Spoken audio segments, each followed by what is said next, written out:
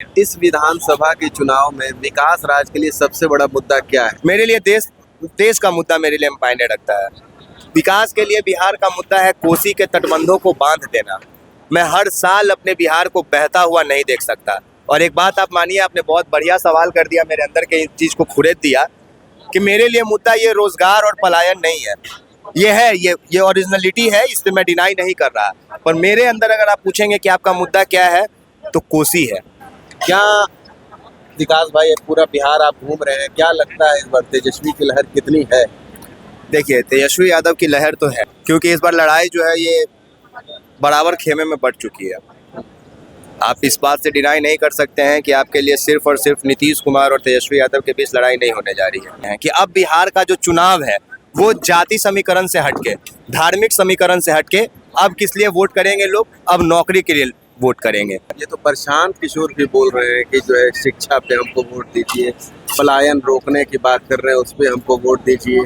तो आप जब घूम रहे हैं पूरे बिहार में तो क्या लगता है? प्रशांत किशोर कहीं नहीं है, प्रशांत किशोर जमीन पे कहीं नहीं है। अब तो उनके कोर मेंबर भी उनके नहीं है। आप लगातार पिछले 4 दिन से देख रहे होंगे कि जब से पहला लिस्ट जारी किया गया जिसमें कैंडिडेट्स के नाम थे, 51 सीटों पे शायद उन्होंने घोषणा किया था। 51 के 51 विधानसभा में आप जाके देखिए कि 10-10 आदमी उनका विरोध कर रहा है। क्यों कर रहा है? क्योंकि उनके करनी और कथनी में फर्क हो गया।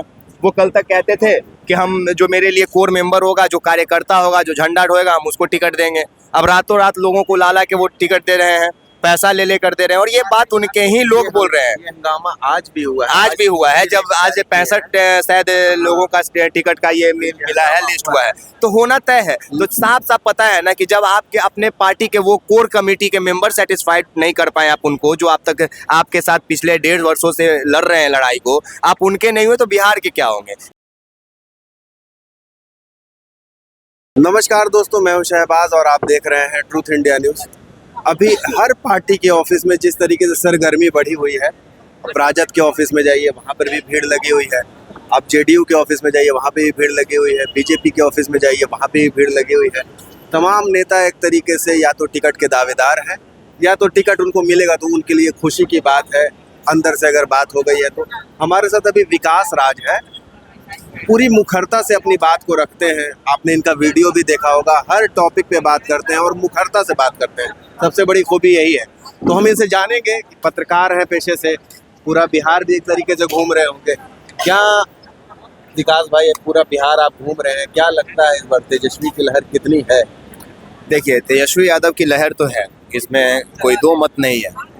लेकिन अब चुनाव के नतीजे क्या होंगे ये तो बहुत स्पष्ट रूप से कहना बेवकूफ़ी होगा, क्योंकि इस बार लड़ाई जो है ये बराबर खेमे में बढ़ चुकी है। आप इस बात से डिनाई नहीं कर सकते हैं कि आपके लिए सिर्फ और सिर्फ नीतीश कुमार और तेजस्वी यादव के बीच लड़ाई नहीं होने जा रही है। इस बार भारतीय जनता पार्टी भी अपने आप को मजबूत स्थिति में लाने की कोशिश करेगी। जनता दल यूनाइटेड भी अपने पार्टी को बचाने की कोशिश करेगी। जन स्वराज को का भी कोशिश यही होगा कि वो 8-10 सीट जीत के एटलीस्ट इज्जत बचा लें। वो भी अपनी इज्जत की लड़ाई लड़ने वाले हैं। MIM भी अपनी इज्जत की लड़ाई लड़ रहे हैं।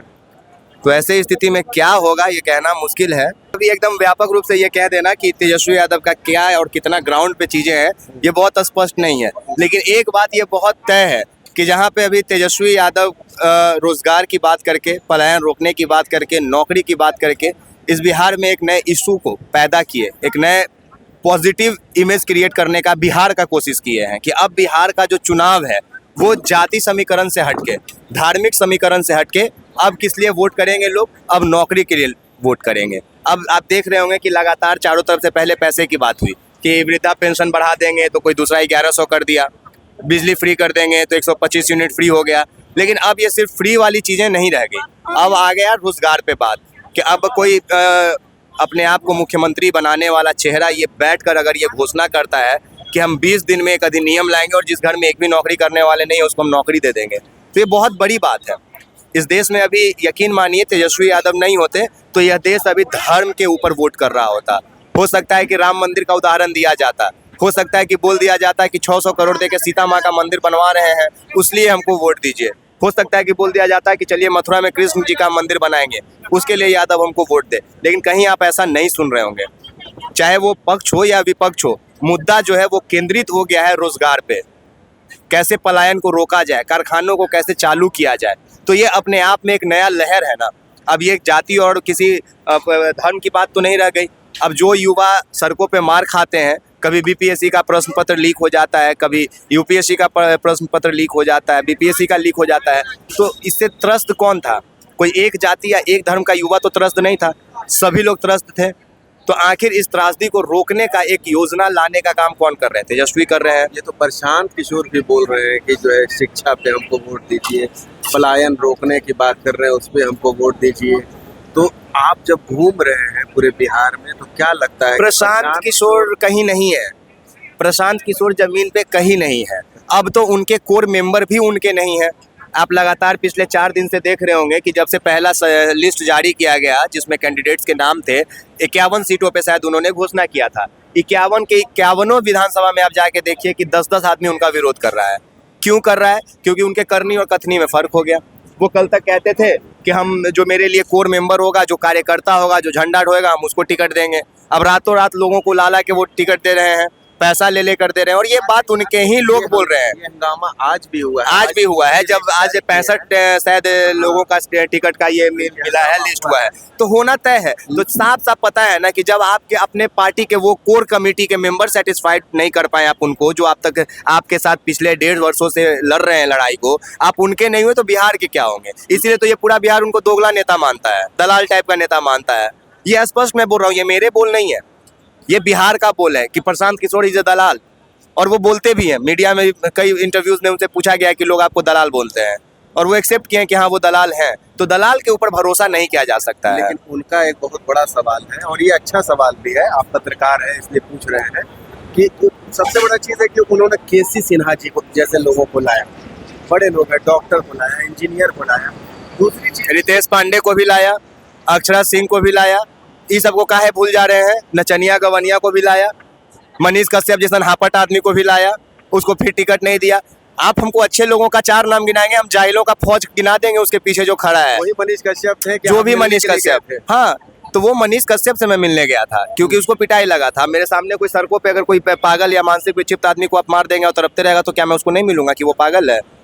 एकदम जाऊंगा। वो मैं भावनात्मक रूप से गया था, मेरा उसमें कोई पॉलिटिकल या सोशल इन्फ्लुएंस करने का मेरा कोई इंटेंशन नहीं था। दूसरी चीज जिस सवाल पे हम आना चाह रहे हैं, बिहार के लोगों को ऐसा लगता है, हम भी घूम घूम के लोगों से मिल रहे हैं, लड़के बड़ा अट्रैक्ट होते हैं जो हमारे आपके जैसे जो जवान युवा हैं, उनको प्रशांत किशोर की बात अच्छी लग रही है, पलायन रोकने पे बात कर रहे हैं। अब इसको वो वोट में कितना बुना पाते हैं ये तो आगे की बात होगी। तेजस्वी यादव ने जैसे ये बात बोल दिया कि हम जैसी सरकार में आएंगे अधिनियम बनाएंगे और 20 दिन में नौकरी देंगे, तो वो सभी लोग अब तेजस्वी यादव के साथ हो गए। क्योंकि मैं बोला तो कि अब जो रोजगार की बात करेगा युवा उनको चुनेगा।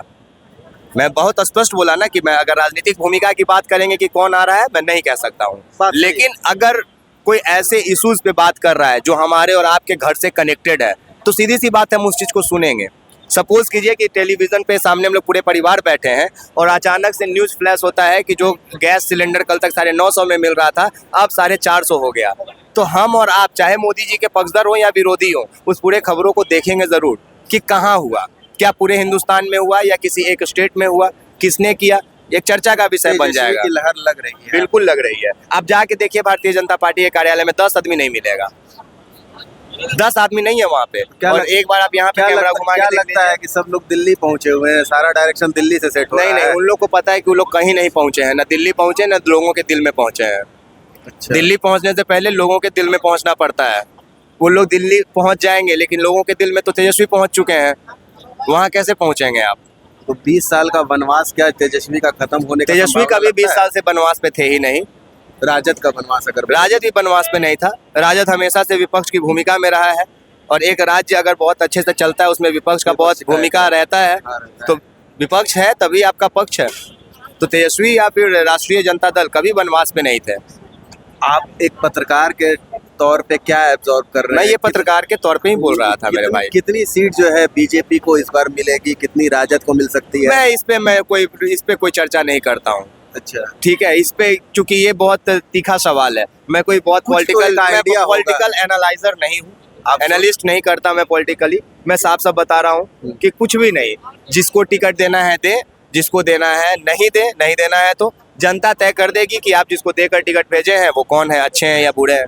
भ्रष्टाचार जिस तरीके से चरम सीमा पे पहुंचा हुआ है बिहार में, अगर आप थाना चले जाइए बिना रुपया दिए हुए काम नहीं होता है, ब्लॉक चले जाइए बिना रुपया दिए हुए काम नहीं होता है, तो ये आप कैसा इसको एब्जॉर्ब करते हैं? है रियल में ये तो है ही, ये रियल में क्या, ये है एग्जैक्टली है।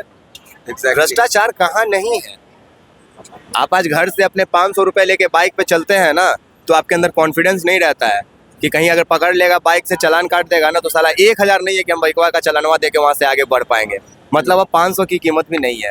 आप 500 रुपए जेब में लेके चलेंगे ना, तो आप अपने आप को रॉयल फील नहीं करा पाएंगे। जबकि आज से 10 साल पहले, 15 साल पहले, मुझे याद है जब मैं 10th क्लास में पढ़ता था, 11-12 की बात है, तो 50 रुपए का बाइक में पेट्रोल डलाता था और 20-30 रुपए अगर मुश्किल से जेब में होते थे और किसी और दोस्त के पास 10-20 रुपया हो गया तो हम लोग डिज्नीलैंड मेला घूम लेते थे। पैसा की कीमत घटती चली गई। बिल्कुल। डॉलर देख लीजिए कहाँ है, रुपया उसके मुकाबले में कहाँ है। सोशल मीडिया पे है ना आप, हाँ, सोशल डॉलर मीडिया। जब बढ़ता होगा आप खुश हो जाते होंगे क्या है साला मेरा रेवेन्यू बढ़िया आएगा, लेकिन वो खर्च कहाँ हो रहा है ये भी तो देख लीजिए।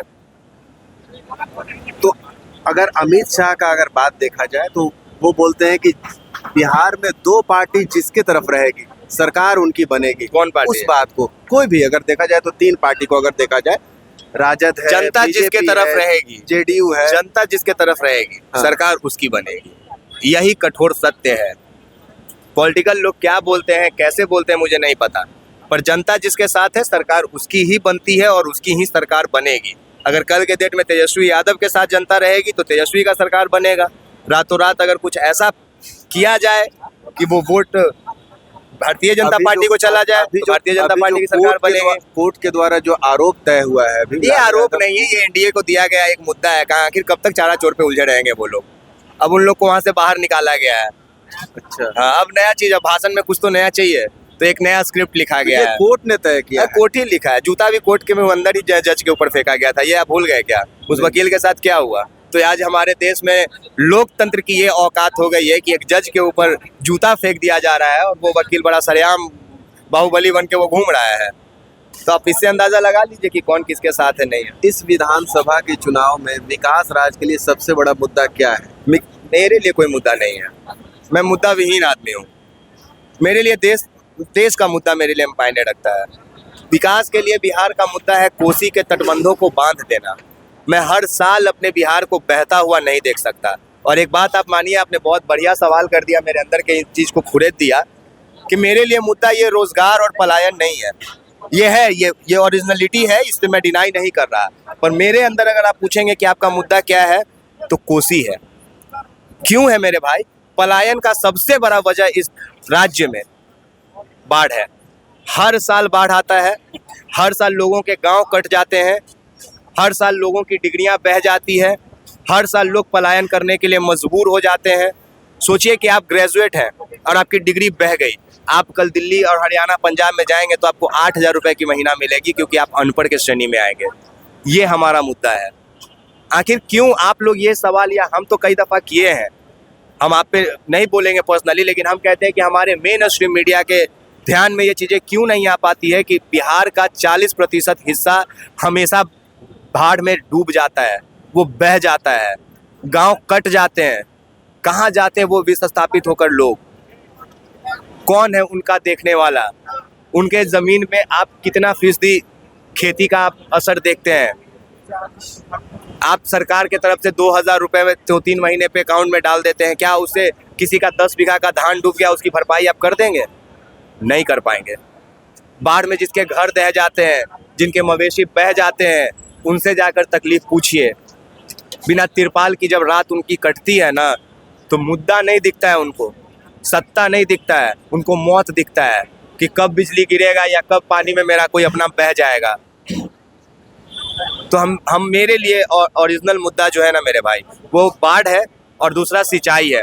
इस बिहार में आप अचानक से देखते होंगे कि जो पहले किसान क्षेत्र कहा जाता था बिहार को, आज यहाँ पे सिर्फ और सिर्फ पूरे बिहार में 52% ही इरिगेशन की फैसिलिटी उपलब्ध है। सिर्फ 52%, मतलब 48% आज भी किसान बिना सिंचाई के व्यवस्था के खेती करते हैं। ये मुद्दा है मेरे लिए। ऊपर वाले के भरोसे पे। ये समझिएगा जो मैं बोला हूँ। ये ओरिजिनल मुद्दा है हमारा देश का, हमारे राज्य का। तो हमारे साथ थे विकास राज और बहुत मुखरता से अपनी बात को रखते हैं। आपको ये वीडियो हमारी कैसी लगी आप हमें कमेंट करके ज़रूर बताइएगा, और अगर चैनल को सब्सक्राइब नहीं किए हैं, फॉलो नहीं किए हैं, तो सब्सक्राइब कर लीजिएगा, चैनल को फॉलो ज़रूर कर लीजिएगा। अगले अपडेट में हम आपसे मिलते हैं, और ये कमेंट करके ज़रूर बताइएगा जहाँ जहाँ से भी लोग वीडियो देख रहे हैं कि आप अपने किस विधायक को टिकट दिलवाना चाहते हैं, कौन से विधायक को आप चाहते हैं कि ये जीत करके आएँ, और बिहार के मुख्यमंत्री की कुर्सी पे किसको बैठाना चाहते हैं। आपको ये वीडियो हमारी कैसी लगी आप हमें ज़रूर कमेंट करके बताइए, और वीडियो को लाइक कर दिया कीजिए। अभी के लिए फ़िलहाल इतना ही, धन्यवाद।